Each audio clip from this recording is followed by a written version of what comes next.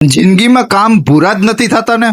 તો good morning friends, કેમ છો બધા? હું છું આપનો પાર્થ મકવાણા અને આપનું સ્વાગત છે મારા ન્યૂ મિની બ્લોગમાં. તો ફ્રેન્ડ્સ, આજે સવારે વહેલો ઉઠીને આખું ચોતા પહેલા તો ઉઠ્યો અને ઉઠીને જલ્દી મૂકી દીધું ગરમ પાણી ને જલ્દી મેં પી લીધું ને પછી કરવા લાગ્યો એક્સરસાઇઝ કરીને પછી જલ્દી નાહી ધોઈને થઈ ગયો ફ્રેશ અને ઘરે કરી લીધા દીવાબત્તી કરીને ડાયરેક્ટ વયો ગયો હું ટેરેસ પર બધા પ્લાન્ટ્સ ને પાઈ દીધું પાણી અને પછી ગયો હું મહાદેવની પૂજા કરવા માટે.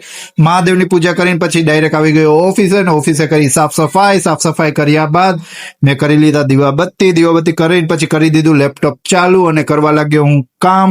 પછી કામ બામ કરતો જતો તો આવી ગયું હતું બહારનું થોડુંક ઘરેથી કામ. તો પછી હું બહાર કામ માટે વયો ગયો અને કામ બામ પતાવ્યું અને પછી નગરપાલિકાનું થોડુંક કામ હતું તો ત્યાં પણ કામ પતાવ્યું અને પછી પાછો આવી ગયો હતો ઘરે. તો ઘરે પણ મમ્મીએ કામ તૈયાર રાખ્યું હતું.